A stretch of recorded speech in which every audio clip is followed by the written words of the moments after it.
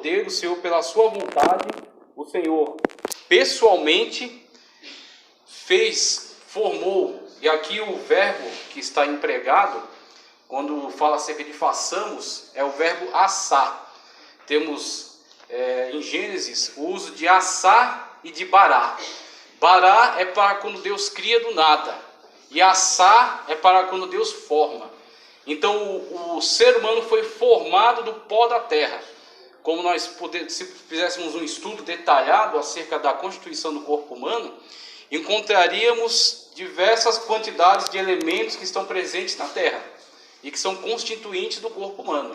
Temos zinco, ferro, né? Temos cobre, temos diversos tipos de elementos, né? Diversos tipos de elementos que, quantidades adequadas e com o trabalho perito, né, do Todo-Poderoso, vieram se constituir no corpo humano. Agora, o especial, aquilo que faz a diferença entre o ser humano e os demais seres, aquilo que faz do ser humano uma obra singular, aquilo que faz de você algo singular, algo que não tem cópia em toda a natureza, que não tem comparativo, que faz de você imagem e semelhança de Deus. O Senhor soprou nas narinas e deu-lhe fôlego de vida. Ele deu alma, e o homem passou a ser um ser vivente.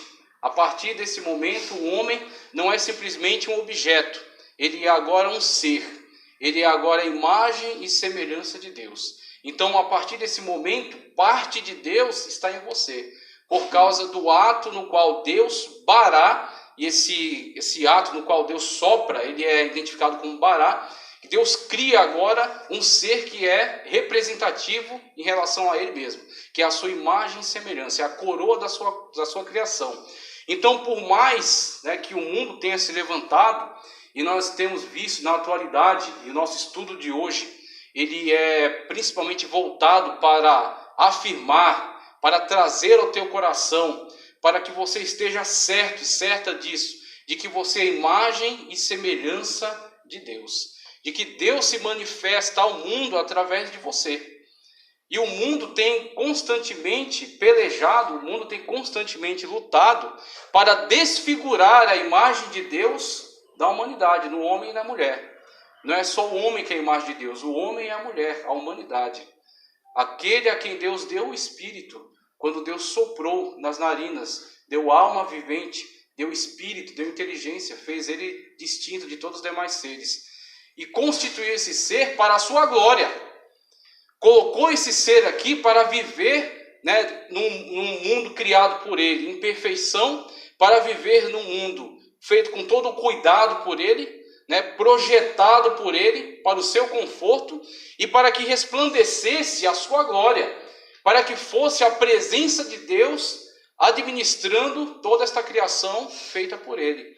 Então nós temos aqui, da parte da palavra de Deus, uma alta valorização da sua pessoa, uma alta valorização do seu ser. E eu não sei qual é a raiz de amargura que o Espírito Santo de Deus está combatendo nesta noite, mas eu não tenho dúvida de que o Espírito Santo de Deus, que dirige todas as coisas, o Espírito Santo de Deus, que tem todo o poder, que tem toda a autoridade, que está dirigindo aqui este momento, que está à frente deste culto, tá certo? Que está trazendo a sabedoria de Deus por meio da sua palavra, que está sondando todos os corações, aquele que sonda até as profundezas de Deus. O Espírito de Deus com certeza está combatendo no teu coração alguma raiz de mentira, alguma raiz de amargura, alguma raiz de tristeza, alguma raiz plantada pelo maligno, algo que não foi plantado pelo Todo-Poderoso, algo que não foi plantado por Deus e que vem para tentar descaracterizar você, e que vem para tentar diminuir você, vem para tentar desfigurar a imagem de Deus em você. E o Espírito Santo de Deus hoje, pela palavra de Deus, diz, no princípio, conforme está escrito em Gênesis, foi dito, façamos. Foi uma participação do Pai, do Filho e do Espírito Santo. O Pai, o Filho e o Espírito Santo se reuniram em determinado momento e, diferentemente da maneira com a qual criou todos os demais elementos, pela sua palavra, que as águas produzam seres marinhos, que a terra produza seres, produza erva verde, Diferentemente desses seres que foram criados apenas pela palavra, o Pai, o Filho e o Espírito Santo se reuniram em determinado momento e formaram com as suas próprias mãos, do pó da terra, este corpo que é templo e morada do Espírito Santo de Deus. Eu não sei o que o mundo tem pregado a respeito do teu corpo. Eu não sei o que essas ideias que estão circulando na mídia têm comunicado a você a respeito do teu corpo. Muitas das vezes trazendo a falsa ideia de que o teu corpo é uma cadeia, uma prisão para a alma, e que precisa ser destruído para que a alma seja liberta e suba até Deus, o que é uma mentira de Satanás. Muitas das vezes tem trazido a falsa ideia de que teu corpo é um peso, é um estorvo, de que teu corpo é uma maneira pela qual o teu espírito não pode chegar até Deus. Pois eu digo a você que pela palavra de Deus, segundo a palavra de Deus, como o Senhor revelou ao apóstolo Paulo, o nosso corpo é templo e morada do Espírito Santo de Deus. Então nós temos que zelar pelo templo de Deus. Nós temos que zelar pela habitação do Espírito Santo de Deus. Nós temos que ter cuidado em relação à sua saúde. Nós temos que ter cuidado em relação à sua imagem. Porque a imagem que você reflete é a imagem do Senhor Jesus Cristo. A forma como você se veste demonstra se você pertence ou não ao Senhor Jesus Cristo. Aquilo que você apresenta no seu corpo é aquilo que demonstra o nível de relacionamento que você tem com o Senhor Jesus Cristo. Então a forma como você lida com o seu corpo e com a sua imagem demonstra o comprometimento que você tem ou não com o Senhor Deus, que é refletido através de você. Então o Espírito Santo de Deus quer te conscientizar nessa noite. O teu corpo, o teu ser, ele foi uma obra-prima. Ele foi uma reunião do Pai, do Filho e do Espírito Santo. Ele foi formado pelas mãos de Deus, do pó da terra. E não somente formado do pó da terra, envolveu nele algo da parte do próprio Deus, quando soprou nas narinas. E aquele ser inanimado agora passou a ser um ser vivo. E diferentemente de todos os demais seres que têm apenas alma, que têm apenas consciência, você é autoconsciente. Você não tem apenas alma, você tem espírito. Você é corpo, você é alma e você é espírito. Então você está constituído de um ser que se relaciona conscientemente com Deus. E nessa relação consciente que você tem com Deus, você pode glorificar a Deus através do seu ser. E você deve glorificar a Deus através do seu ser. A consciência que o apóstolo Paulo alcançou. Quando o apóstolo Paulo disse, não vivo mais eu. Por quê? Ele olhando para o seu eu, olhando para o seu ser, ele viu que havia muitos males. Ele viu que havia muitos desvios devido à entrada do pecado no mundo. Nós não vamos abordar nessa aula agora acerca do pecado. Nós vamos abordar principalmente acerca da criação de Deus, que é você. Do corpo humano, do ser, ok? Da imagem e semelhança de Deus. Mas após essa leitura aqui, quando dermos continuidade, vamos falar sobre o pecado também.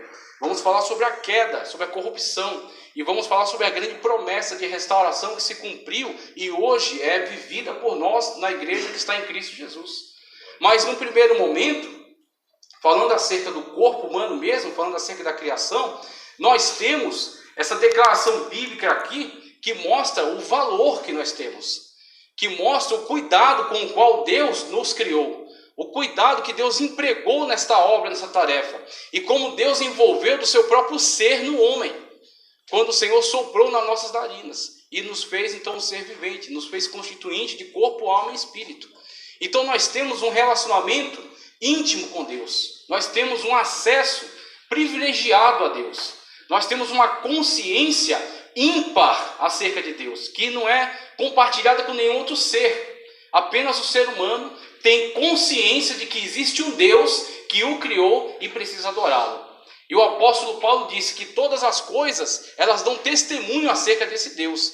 E muitas pessoas, mesmo sem a lei, eles têm se conscientizado da existência de Deus. E têm se voltado para Deus para adorá-lo. Agora eu pergunto para você nesta noite, será que você tem consciência de que você foi criado por Deus para a sua glória?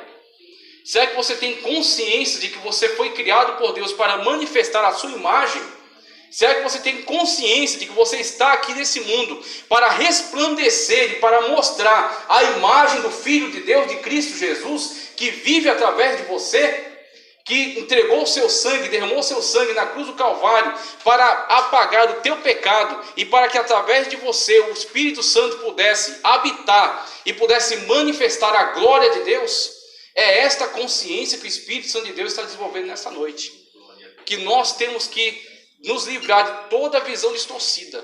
Nós temos que nos livrar de toda visão inferiorizada, de toda visão de coitado, de toda visão que nos quer prender a um derrotismo. E nós temos que nos engajar naquilo que a palavra de Deus nos afirma. Verdade é aquilo que tem chegado a nós por meio da Sagrada Escritura, da palavra de Deus. E a palavra de Deus diz, para fazer você, para constituir você, Deus empregou seu próprio Espírito. Para fazer você, Deus se envolveu pessoalmente. E assim é, quando nós observamos essa passagem, eu quero lançar um enfoque aqui, principalmente no versículo 26 agora, o que está no seu estudo.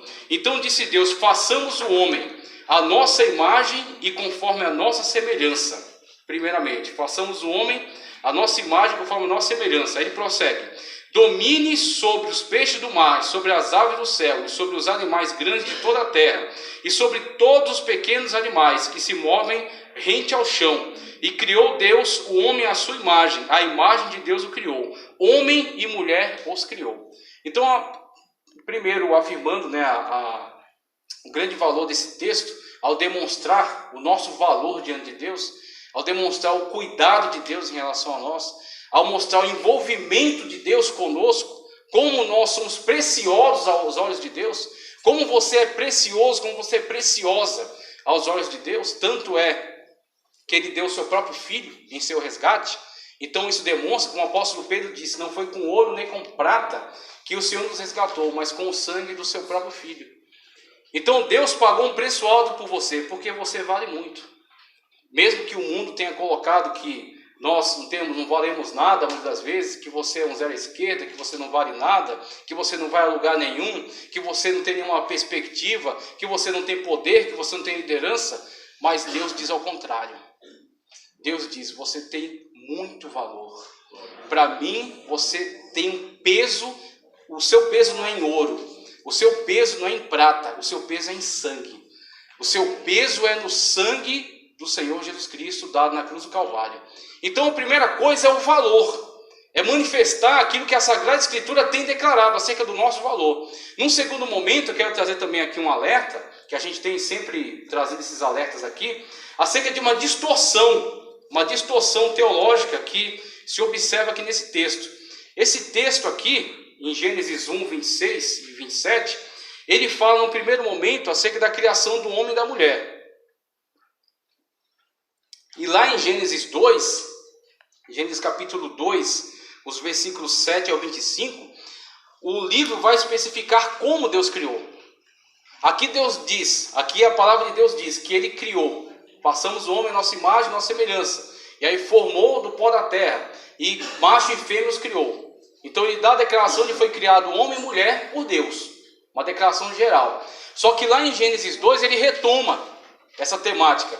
E aí ele vai especificar de que primeiro ele criou o homem, colocou o homem no Éden, o homem começou a trabalhar, começou a dar nome aos animais, sentiu a solidão, quando então Deus trouxe a mulher, tirando da sua costela. Veja, quando Deus tira a mulher da sua costela, isso tem um significado muito profundo.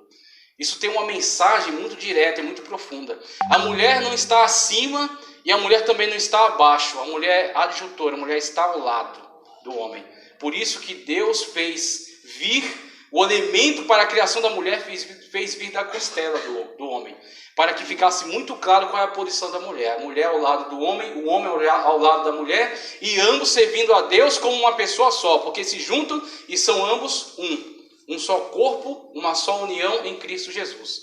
Então, Deus ele vai declarar mais, e eu quero usar esse outro trecho em outro estudo para falar especificamente sobre casamento, sobre relacionamento, mas aqui o que eu quero valorizar aqui nesta abordagem é principalmente a questão do homem, da humanidade, ter sido declarada aqui sua criação e todo o cuidado de Deus, o relacionamento de Deus com esta criação, com esse ato criador. E quando nós vemos essa declaração aqui, declaração geral, falando que Deus criou macho e fêmea, e depois retoma lá para especificar como foi essa criação, algumas pessoas que fazem uma leitura distorcida da Bíblia, algumas pessoas que sempre querem buscar alguma brecha na Bíblia para incutir ali uma doutrina distorcida, para incutir ali uma heresia e distorcer a verdade bíblica, têm afirmado que aqui em Gênesis 26 nós estamos falando de uma criação e lá em Gênesis 2 estamos falando de outra criação. Que aqui em Gênesis 26 Deus criou Adão e uma mulher. Criou eles juntos no mesmo momento. E que lá em Gênesis 2, Deus, na verdade, Adão já estava presente, porque havia sido criado aqui, em Gênesis 1, e ali Deus cria outra mulher, Deus cria Eva. Alguns teólogos mal intencionados, né, alguns pensadores, que trazem essas doutrinas de fora da Bíblia Sagrada, que trazem de algumas correntes heréticas que circulam, né, fora da autoridade bíblica, eles querem trazer a ideia de que nesse texto aqui a Bíblia está falando de uma tal de Lilith. Quem já ouviu falar desse demônio? Atualmente tem sido, por causa do ressurgimento de movimentos místicos, por causa do ressurgimento de movimento Wicca, ascensão do movimento Wicca, ascensão do neopaganismo, muito se tem hoje tentado resgatar estas ideias demoníacas. Muito se tem hoje tentado resgatar essas ideias controvertidas. E muitas das vezes isso circula por aí, e muitas das vezes por vídeos do YouTube, você acaba visualizando um vídeo desse, e algumas pessoas querem construir esta ideia, de que aqui a Bíblia Sagrada está falando de uma outra mulher, uma mulher que foi criada junto com Adão. E esta Lilith, segundo essa tradição, inclusive no estudo aí, estamos explicando um pouco mais acerca dela, veja. No estudo, o mito de Lilith. Veja só, vamos acompanhar comigo aqui, ó. Essa é uma representação de seres demoníacos, cuja imagem é utilizada em Isaías 34:14, para ilustrar esta crença presente entre o povo. Então, lá em Isaías 34:14, o que o profeta vai fazer? O profeta, ele não está ali determinando que Lilith, este ser demoníaco, de fato exista ou não. Ele está se aproveitando de uma crença que já existe. A crença nesse demônio, ela não surge na Bíblia. A crença nesse demônio, ela surge nas tradições babilônicas. Quando o povo de Israel foi para a Babilônia, ele teve contato com essas ideias que estavam presentes por ali. Lilith era um dos espíritos demoníacos que estava presente na ideia, na mentalidade, na religião dos povos da Babilônia. E o que acontece? O povo começa a ter contato com essas crendices, começa a ter contato com essas ideias, e o profeta, quando ele fala de lugares destruídos, quando ele fala de lugares ermos, lugares desertos, ele menciona esta Lilith, que é como que um espírito demoníaco que habita lugares desertos.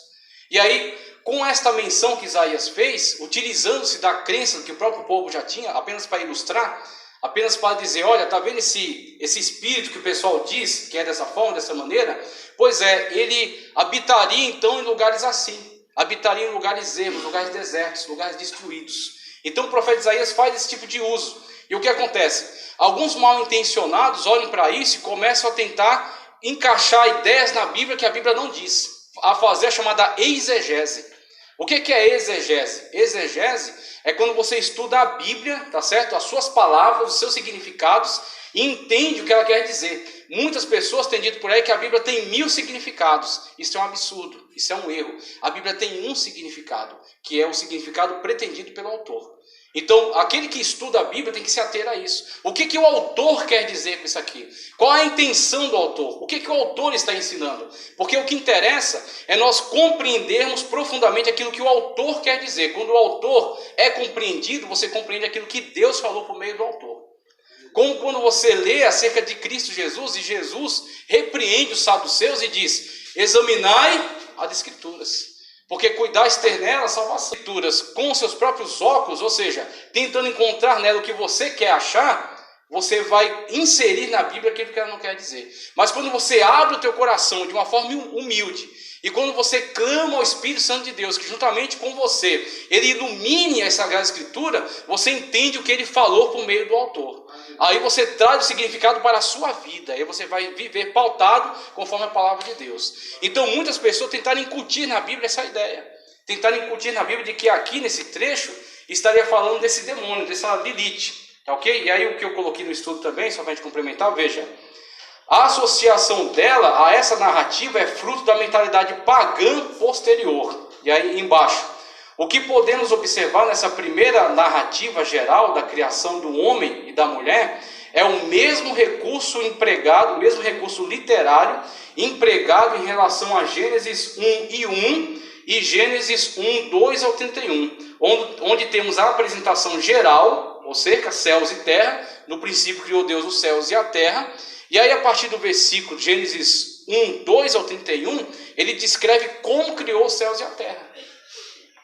Para você chegar a essa conclusão, você não precisa ter nem bacharelado em teologia, nem doutorado, nem mestrado, nem estudado Mackenzie. Só basta você se ater ao texto da Escritura para examinar. Quando você lê Gênesis 1:1, que a gente já estudou aqui amplamente, no princípio criou Deus os céus e a terra. Você tem uma narrativa, uma apresentação geral. Ou seja, céus e terra é toda a criação. Os céus, o mundo espiritual. A terra, o mundo físico. Deus criou os céus e a terra. Deus é o autor de todas as coisas. Aí, a partir do Gênesis 1 e 2, seguindo adiante até o 31, você tem como Deus criou todas as coisas. E aí Deus trouxe a luz, a existência, Deus trouxe o firmamento, Deus separou as águas e as águas, trouxe a parte seca, criou seres vivos e se reuniu e disse: façamos o homem nossa imagem e semelhança. Nós temos primeiro uma apresentação geral, depois uma especificação, um detalhamento. A mesma coisa aconteceu aqui. Não tem nada de especial aqui. Não tem nada aqui que dê margem ao entendimento desta mitologia de que Lilith está presente aqui, de que esse demônio está sendo exemplificado aqui. Aqui simplesmente nós temos uma apresentação geral. Façamos o homem nossa imagem e semelhança. Macho e fêmea os criou. Como foi dito aqui, a apresentação geral. A criação de toda a humanidade foi uma obra especial de Deus.